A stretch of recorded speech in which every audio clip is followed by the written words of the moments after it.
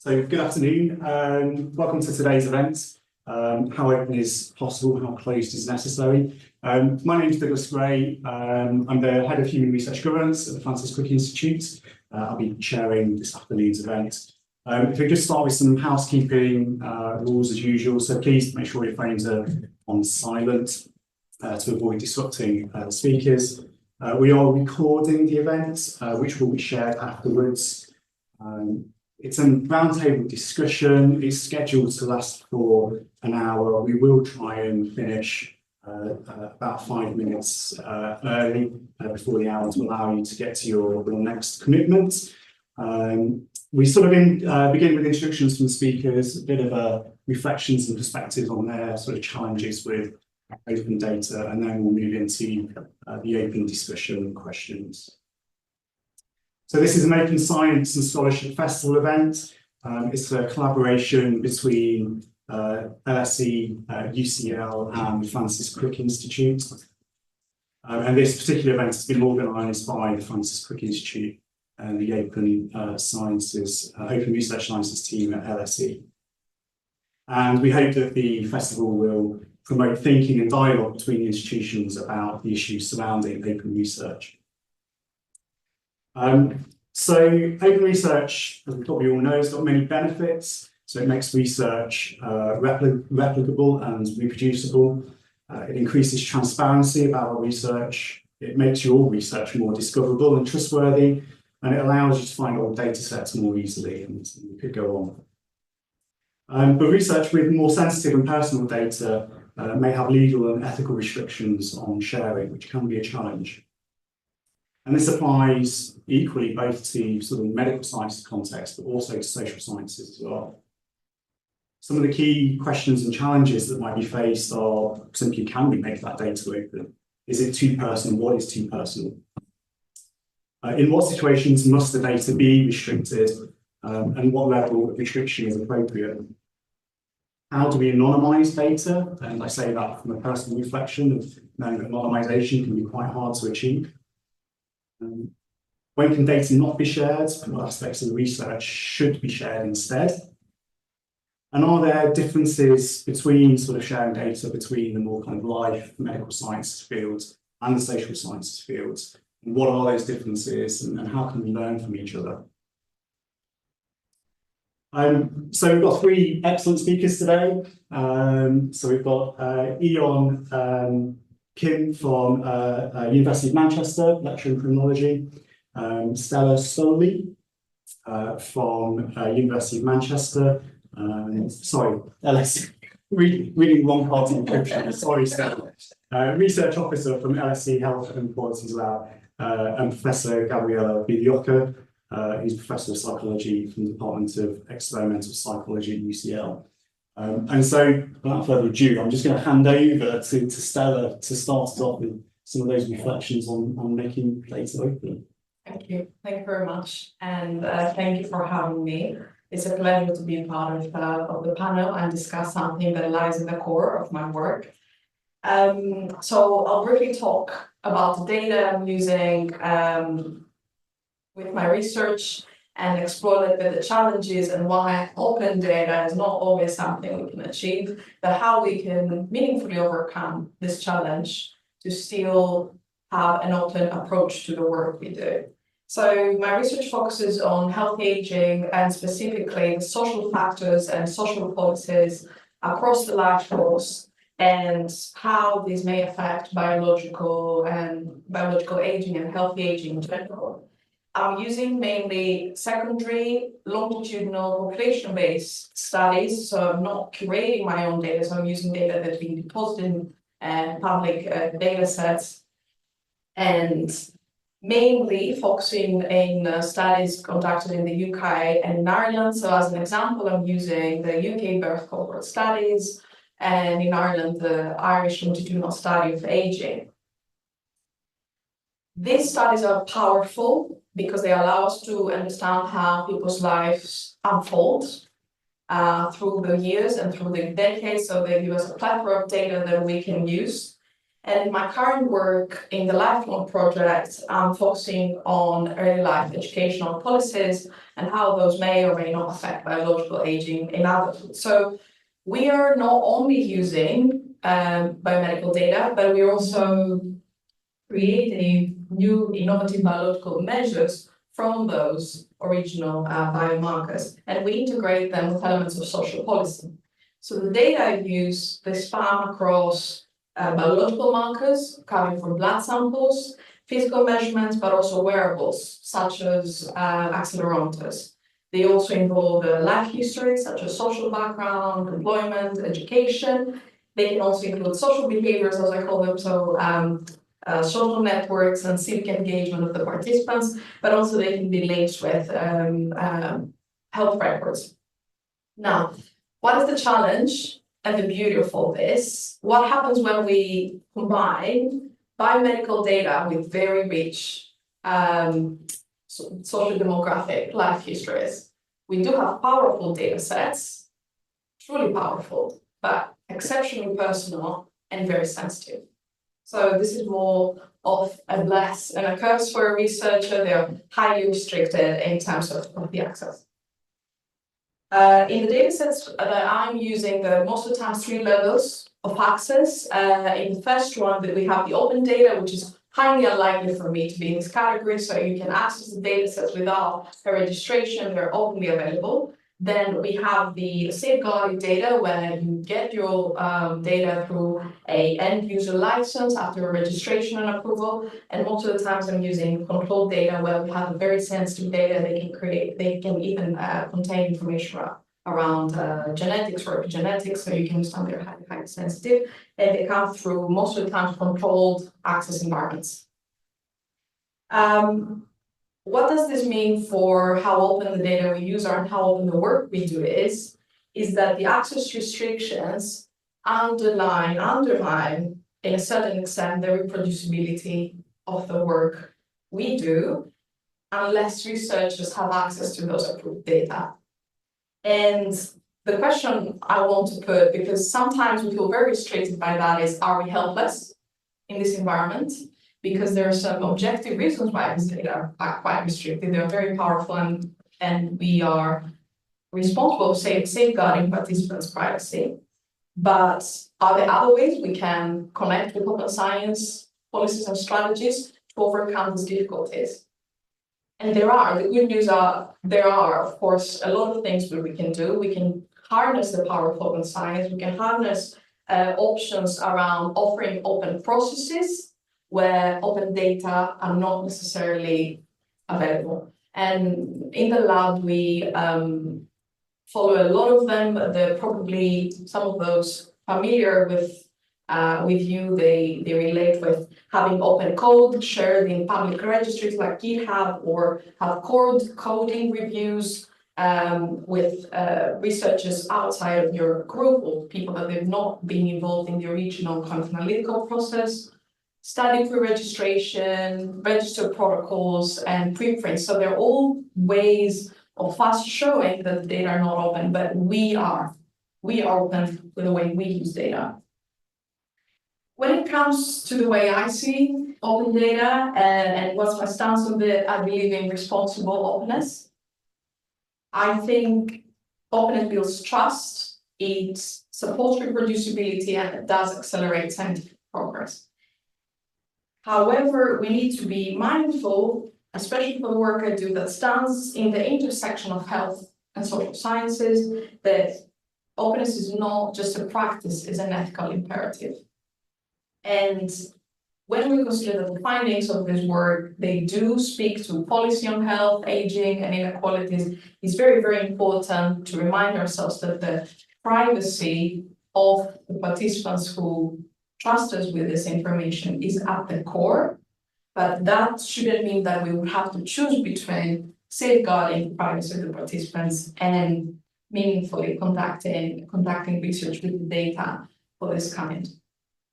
I would call it, in short, as open as possible, as close as necessary.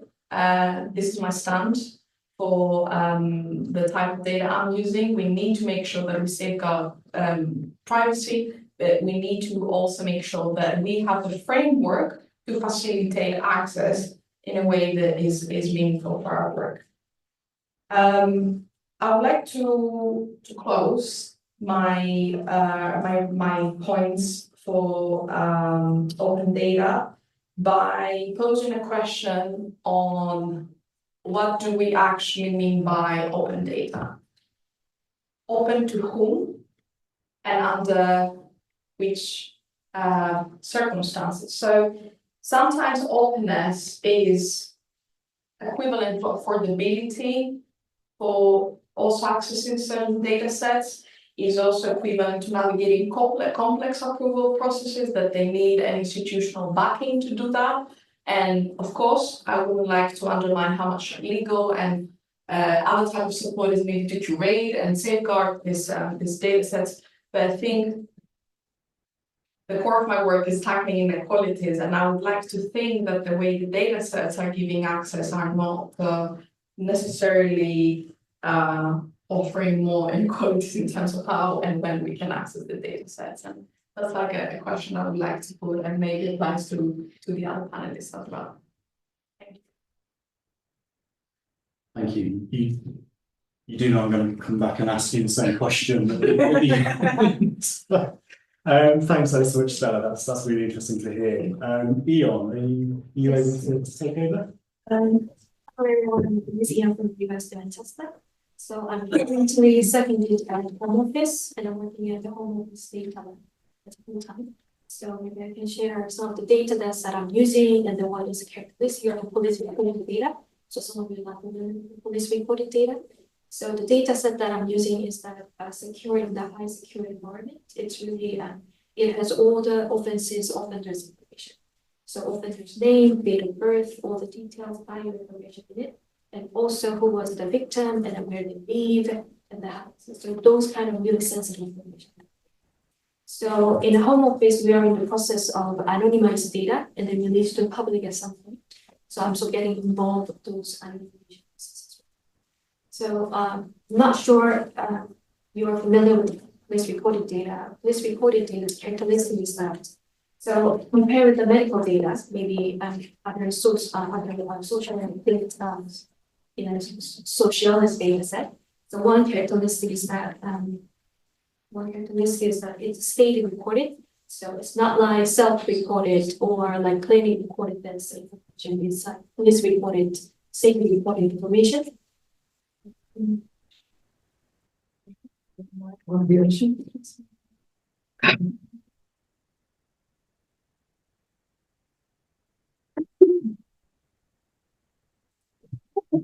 Yeah, so I was in the middle of talking about the differences, a unique part of the police reported data.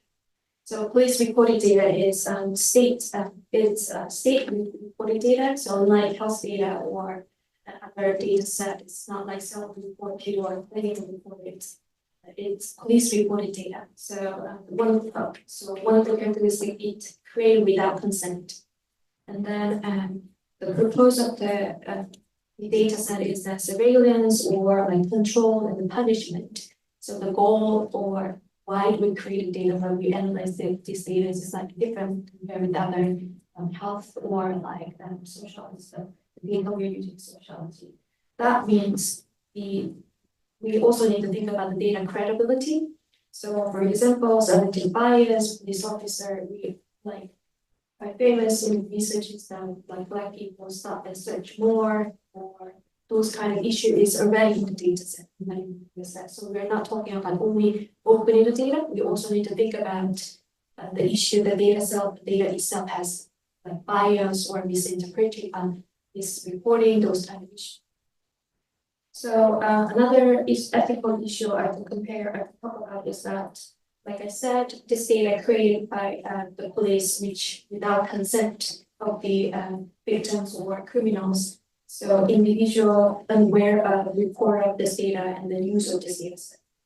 So and also other identification issues that like in the health data, like the medical history, rare disease, those kind of like could be an issue, like ethical issue. But in the criminal crime data, police reported crime data, the issue would be local context, if you like labeling certain group or labeling certain area. So giving like another stigma of the group that are targeted for the police as like searching more like reporting. So so those issues are in the police reporting data set.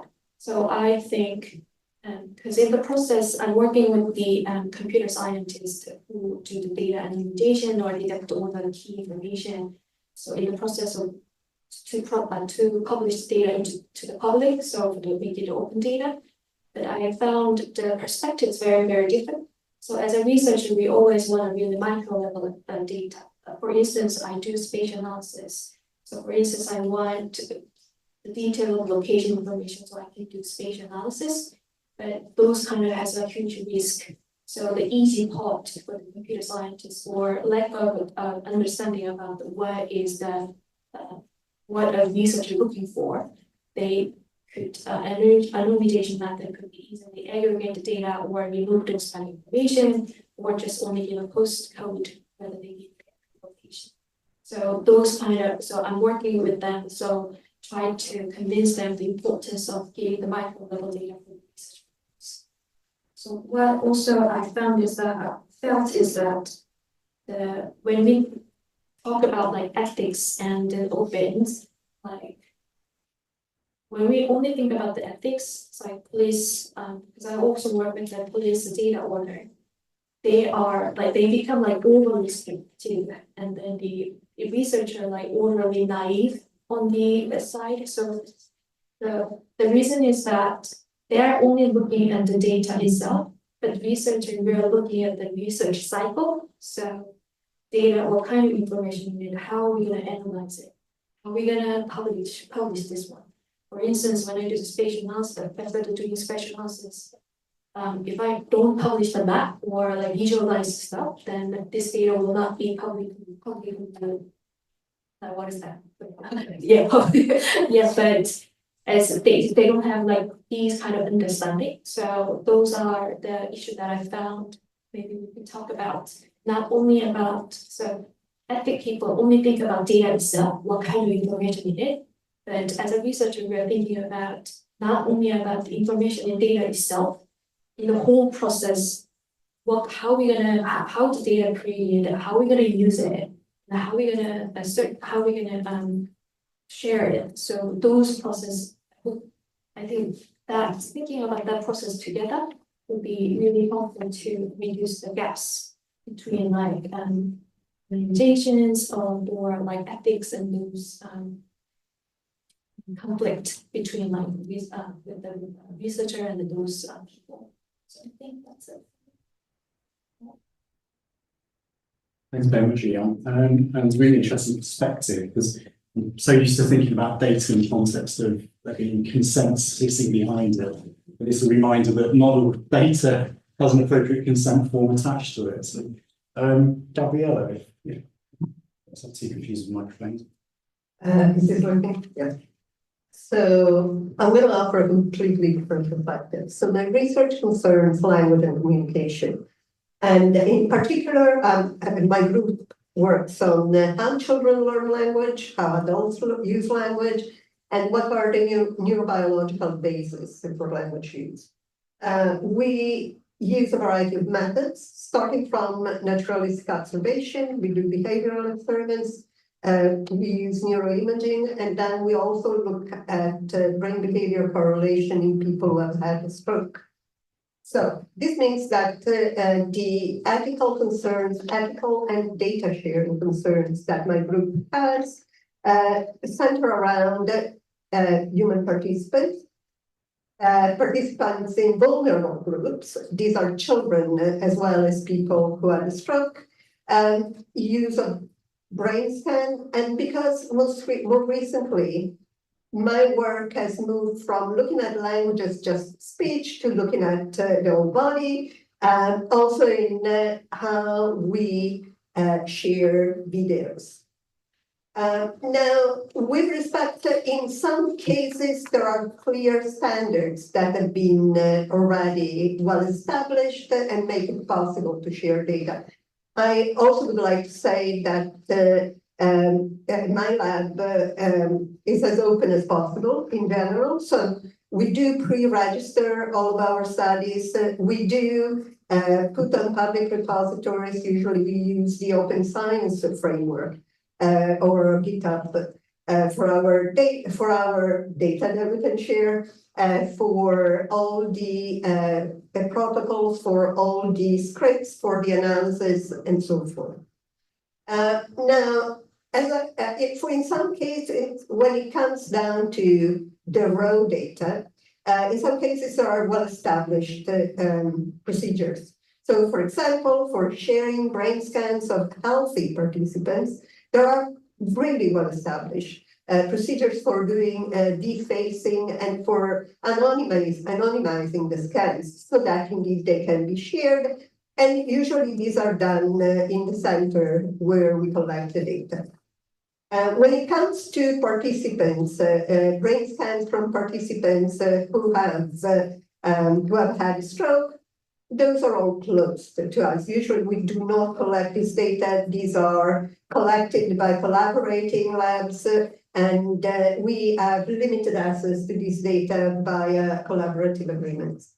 But I'd like to spend a little bit of time in describing a case study that occurred to me in the recent past, and that raises a completely different, no, I don't know if it is completely different, but let's say a different question somehow. That is, yes, we are all for as open as possible and as close as necessary, but really, sometimes it's actually our decision too, to draw a line there. And sometimes kind of it happens to you in the sense that it's not something you do before you start doing the science, it happens later.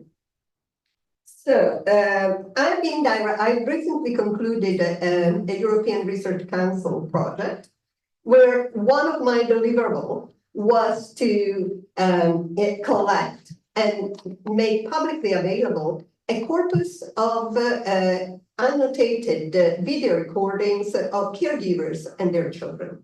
We're talking about healthy participants here, but what I discovered is that this is a rather complicated thing.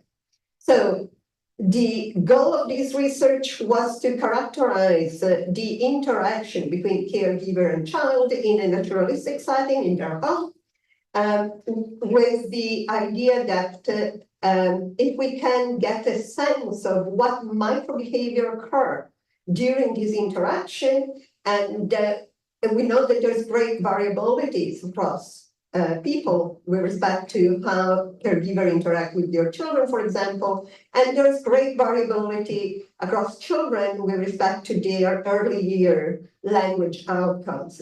If we can put the two into a relationship and see what behaviors in fact predict early language outcome, then what we have is potentially a way to improve the quality of interaction between caregiver and child. That's, of course, an important implication. Now, to do this, we collected our naturalistic observations, and we went through ethical scrutiny by the ERC, who has a really friendly, really helpful, but really rigorous team, which imposed on us the following constraints for being able to do so. The first two are simple and doable. The first one is that, of course, guardians have to consent to the use of their children data in order for this to be made publicly. First of all, the ERC allowed us only to share this not publicly with everybody, but with other researchers. And put in place the user agreement. That's totally fine.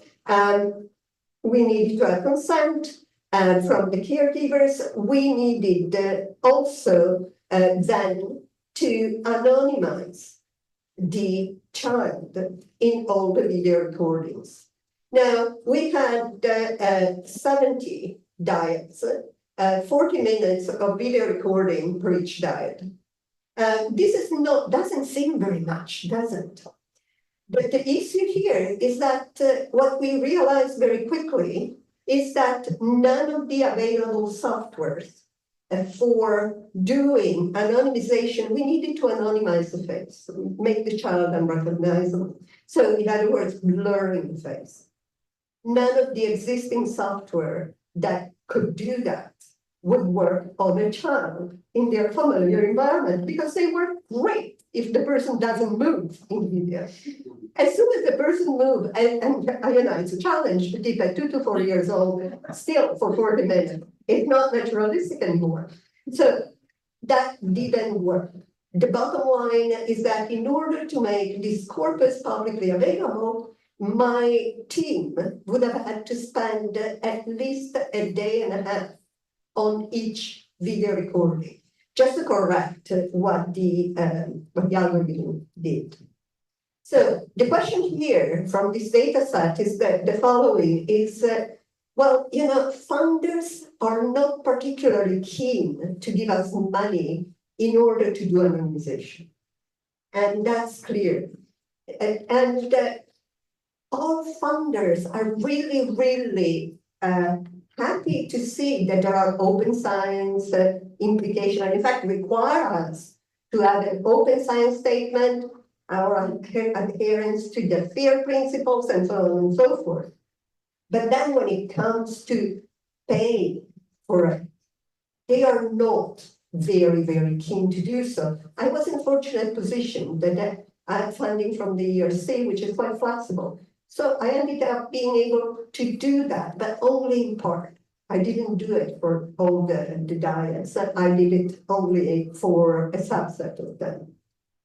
So in this case, in a sense, the decision about being open or not is down to the PI.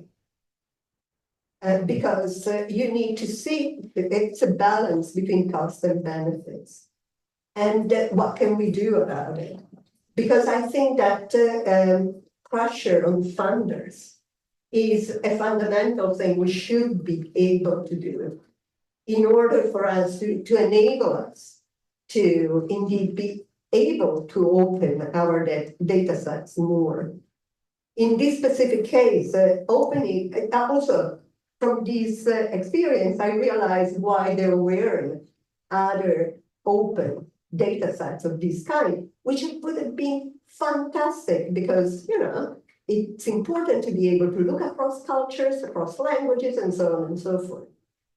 But that, to me, was definitely a learned experience. I'll stop here. Thanks very much, Gabriella. And I think that's such an interesting and important point that the funders are wanting us to make science open. So, well, you know, that sometimes involves a cost. Thanks to all three speakers. It's really interesting to hear your reflections on it. So I think we're moving on to the panel discussion, and basically it's over to you for questions. I believe we've got people online as well, and like some questions, or maybe if there's anybody in the room that would like to start us off.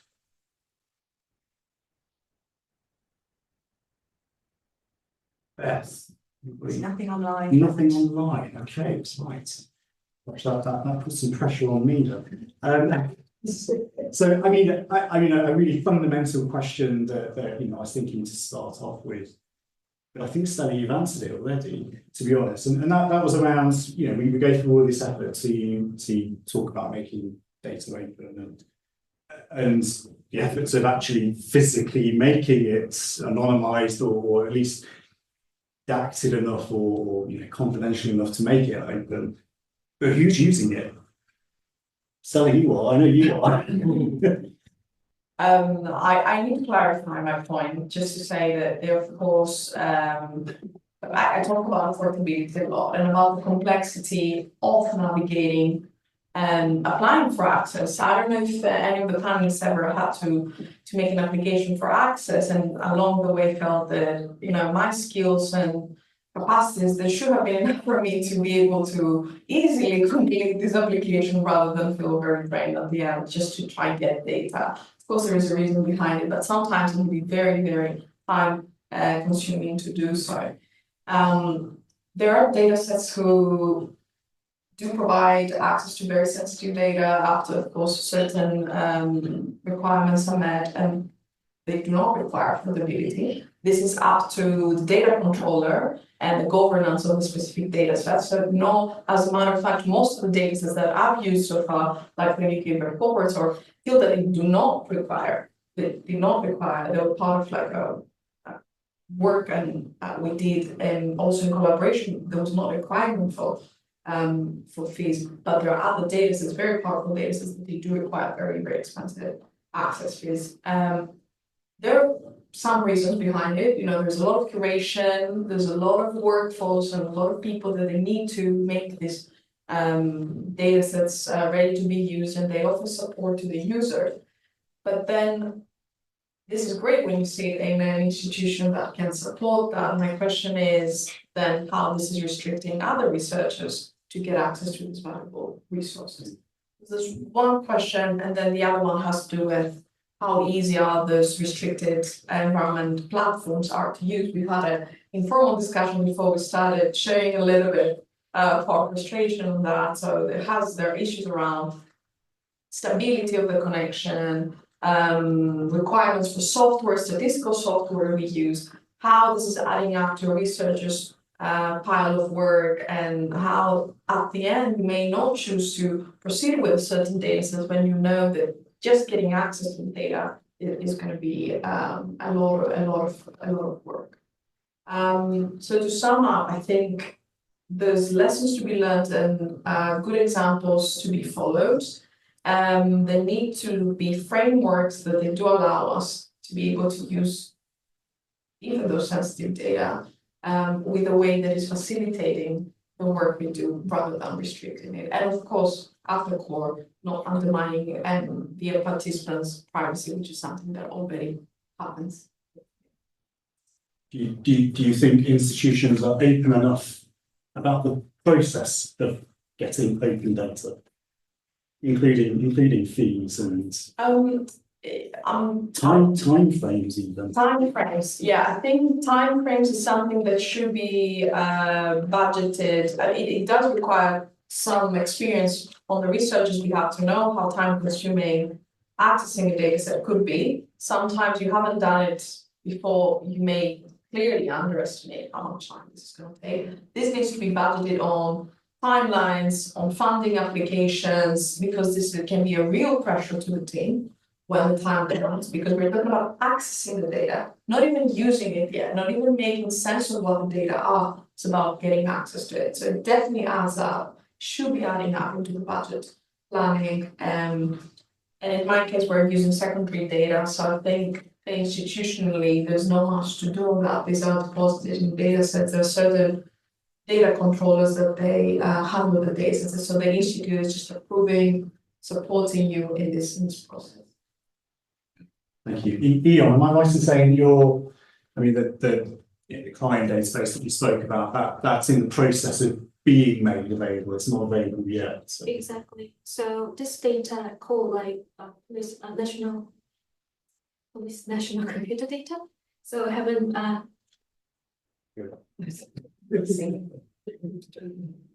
so it hasn't published to the public yet.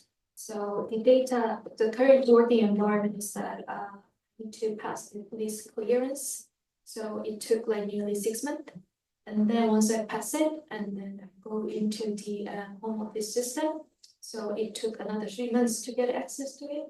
And then even I can see the data, but if I want to do some kind of analysis, I need a pre-approval. And then if I change topic, I need another approval. And then if I want to take any information out of the platform, I need to go like 3 jump box. So, and then if I want to export any of it, I need another approval from this. So this is currently the system. So that's the reason why Home Office and then the government tried to anonymize some of the sensitive information and then make it public via like data, UK data service, those kind of systems. They have safeguarding and then like security, some use like a controlled access. Yes. So trying to do it. So but here still there's a lot of hurdles in it. So like I said, data itself has a quality issue, and then what kind of information the research would need, what would make this like data like popular and then like attractive. So this is also the issue the government also consider, because they want this data utilized by the public, by academic, and then make some like impact on research out of it, and then create some insight with policy implication. So the government fully understand the importance of making this data like a lot of data, huge data set the Home Office has, or MOJ has, or the police has, need to be at some point or at some level need to be published to the public so they can use and do the analysis with it. So I think open data itself is like really important, because like my example of the current working environment, I can see some of them like your face showing me their funny face, because it's really difficult and tough. As a researcher, like if you do data analysis, the speed and momentum is really important. But always you're stuck at somewhere and there are a lot of blockers, then it's kind of, like in the time-wise and everything, it's just like delays, and sometimes you just lose the momentum of the research. So, but also I think the really important part is that not only about like the open, so where it open and then who managing, who controlling, like the UK Data Service, they have resources, they have a system. So through the system, we have trust each other. So I also think when we open those kind of like trust infrastructure and system, also we need to think about it's very important. Gabriella, if I can sort of ask you the same question, you've gone through all of this effort to a 2-year-old piece in a 40-minute video, it's a commendable task, but is anyone accessing it? Yes, they are. So it's indeed, I think, there's a lot of interest right now, primarily because now there are all these beautiful machine learning tools and new data analytics that allow us to really look at behavior moment by moment.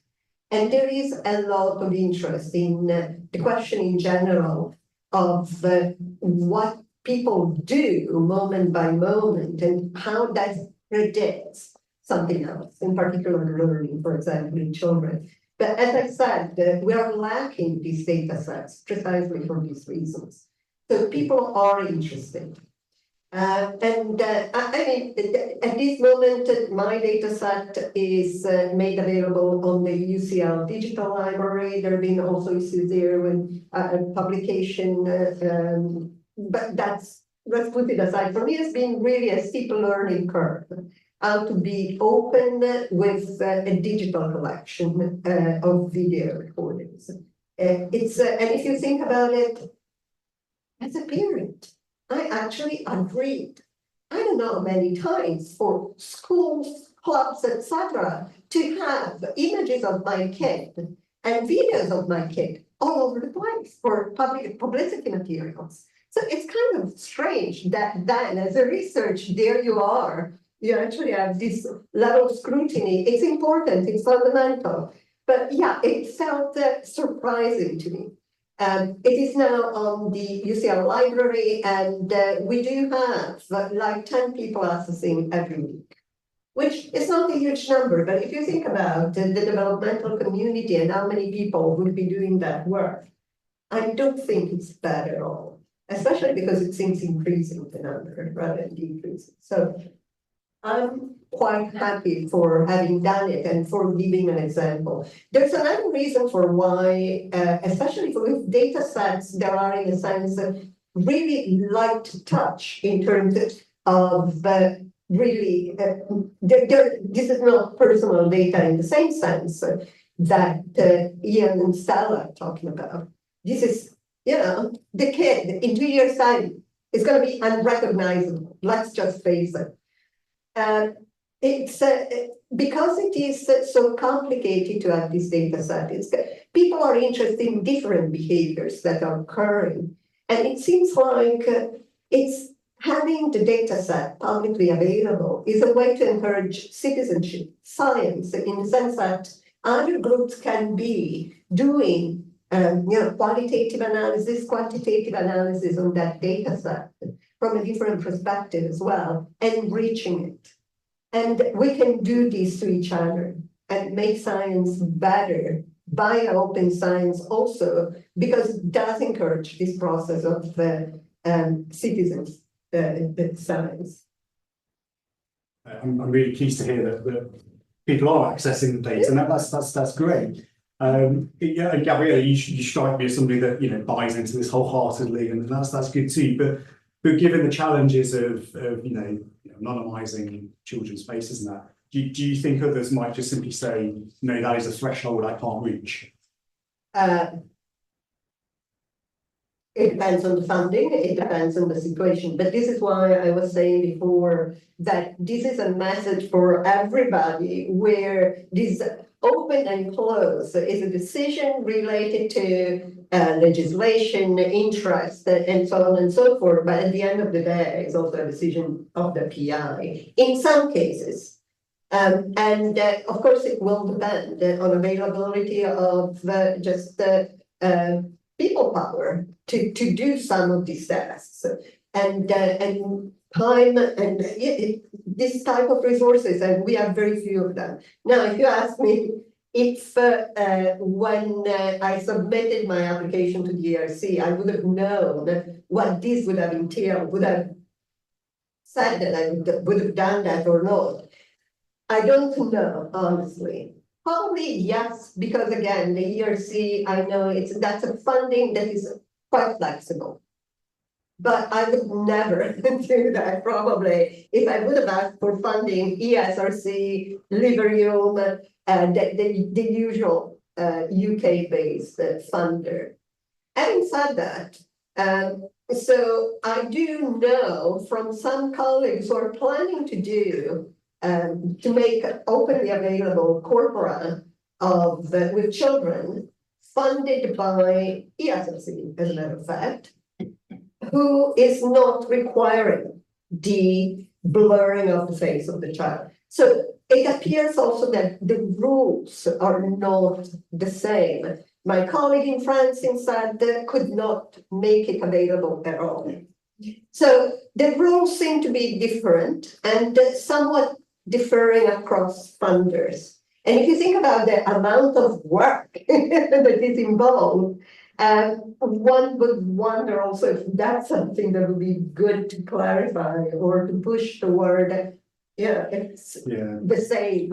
And I think I'm probably right in saying that very often you probably put the grant application in before you even submit an ethics document. So you find the wrong way round. Yeah. You've got these additional costs that you've got to meet to make the data open. Make a good point. Is there a conflict in the system then between what the ethics committees are asking you to do compared to the expectations of funders, compared to your own kind of experiences with speaking to the participants and knowing what they believe is going to happen with their data? So all funders want the most direct outcome to come out of the work as soon as possible and with the minimal amount of money. Okay, we know that. So indeed, kind of the ethical part, oftentimes during the assessment stage is evaluated only with a light touch, and perhaps too light of a touch. And indeed, this can create a kind of mismatch. The ERC is interesting because you go over, it's not just the ethics committee in your university, you go over their ethics scrutiny as well. They want to go first through the university, and then the university is okay, you go through that. And certainly my experience is that their ethics is much more stringent than the UCL ethics. And that's something perhaps that people should keep in mind when applying to the ERC when it comes to personal data. And when it comes to then trying to fulfill any promises of open data that you may make in the grant. I don't know if these answer your question or all. Yeah. I don't think there is an answer to the question, but useful thoughts. Beth, I'm just going to check if there's any questions online. We've got quite a lot of questions online now. So the first one is from George, who's a librarian at Cambridge. And the question is around if we do all this anonymisation and we take the data away from the original research environment that it was in, the question it was in, do we find that actually what's happening is it's a compliance question, we're just sticking data out there because someone told us to stick data out there? Is it still usable if it's being anonymised within an inch of its life? And that's, I think, to anyone who would like to answer that. I'm sort of glancing over at Stella here, so our main user of open data. I mean, you access, by the sound of it, data sets that contain, quite rich information about people that I guess, is reasonably sensitive. So they've got to be anonymised rather robustly. I suspect, the degrees of that vary with the data sets and the sources. What are your experiences? Are they still usable? Well, we do use the data in very specific protected environments after they've been anonymized. So there is like a unique identifier for each of the participants, which obviously is created on the backlog before we receive the. So I cannot identify the participant through this data set. The issue comes when people try to link data sets with this original.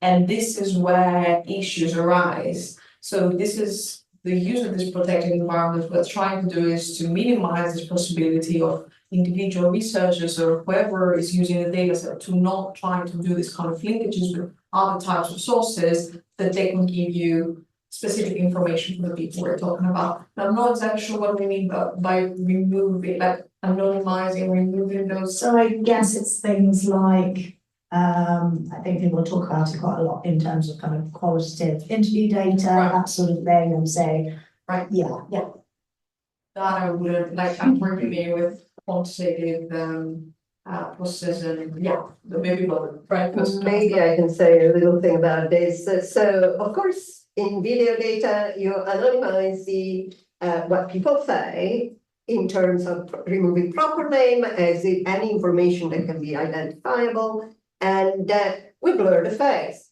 So potential users who would be interested in doing facial analysis, for example, when is the child smiling, how much they are smiling, in order to get, I don't know, an indication of what is the relationship between the caregiver and the child, will not be able to do so. So yes, of course, by anonymizing in this way, you put on limitations.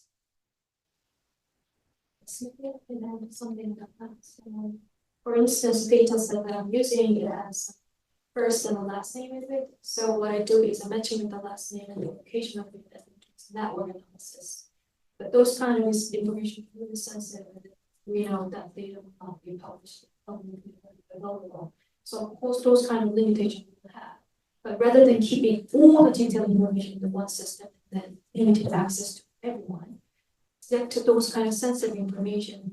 Once we release data, so at least we can, like, research we can do some of the research with the limitation, but we can do like a lot of meaningful research out of it. So, of course, there's a balance of it.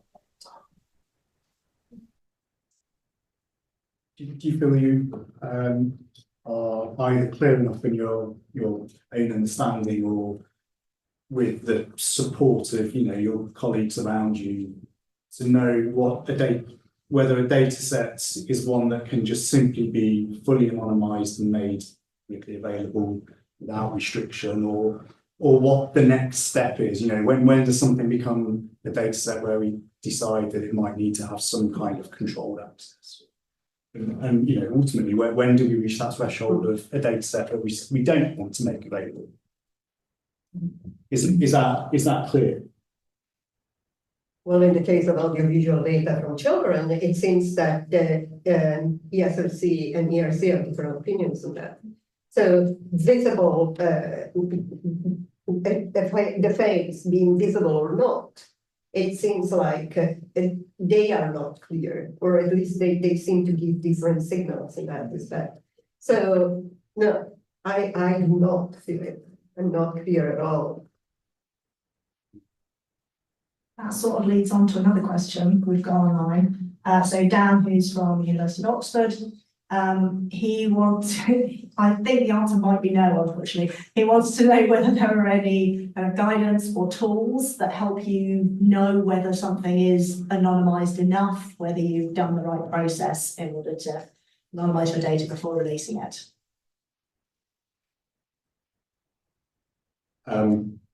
Anybody. It should be in your ethics.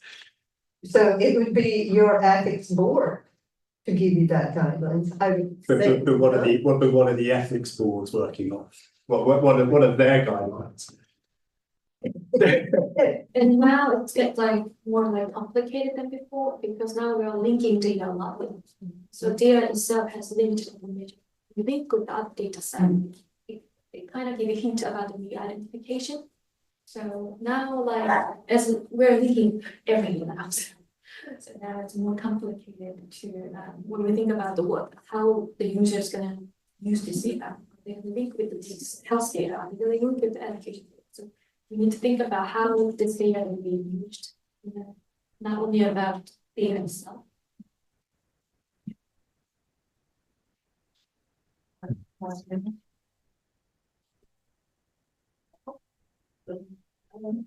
I'm wondering, let's look at it another way. I'm going to play devil's advocate, I'm really sorry. Let's look at it another way. So I'm looking at psychosis at Oxford University, and we have particular requirements, criteria, like for example, diversity, etc., etc. Now, that would need to be known to be able to do the analysis. And it is possible that if somebody wanted to, they could find out who those people were. What do you think? Do you think it's better to make sure that it's completely anonymized?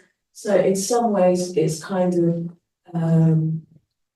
what's the word? The data is not particular enough, so outside sources can't use it.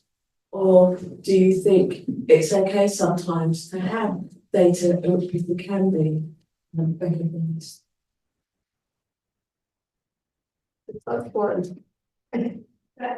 We might ask why the person would be identified in a specific what's like need in terms of what you would like to do.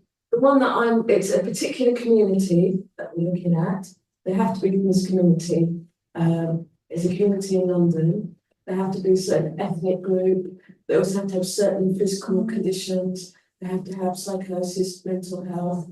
So the ordinary person couldn't find out, but if you really wanted to, you could maybe try and look at other databases like you were saying before and make things up to find out.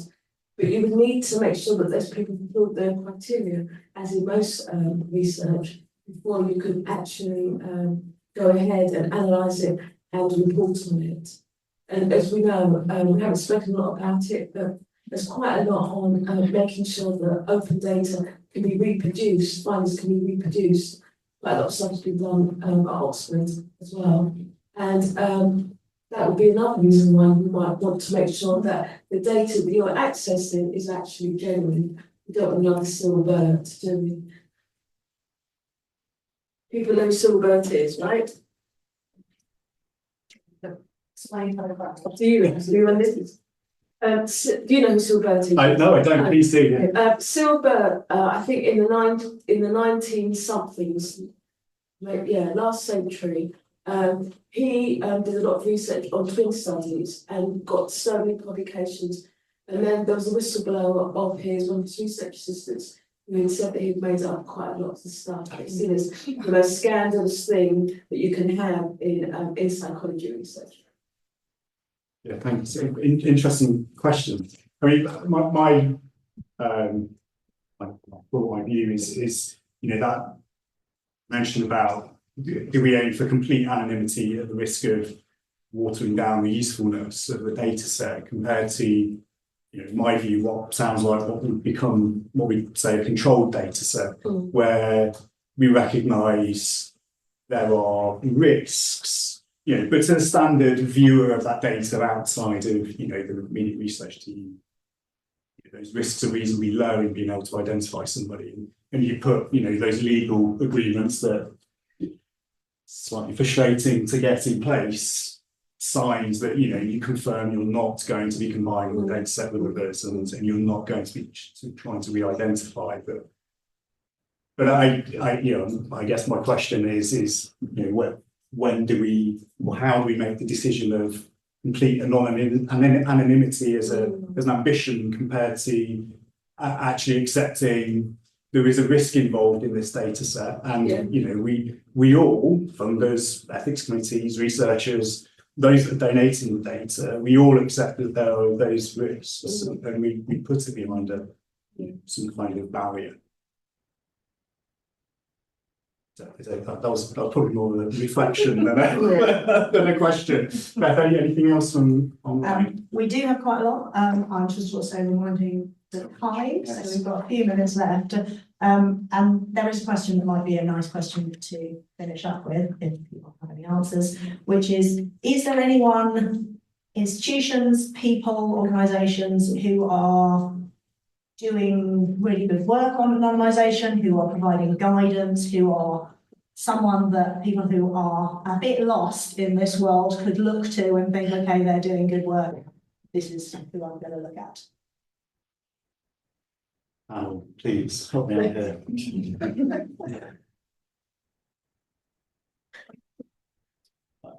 I'm not personally doing anonymization myself because the data are very well curated by the data controllers. If I'm hesitating here, but if I could give some pointers, is that the way the anonymization is happening in this data set is publicly available. So on your website, you can see how this is happening and what is the procedure that is followed.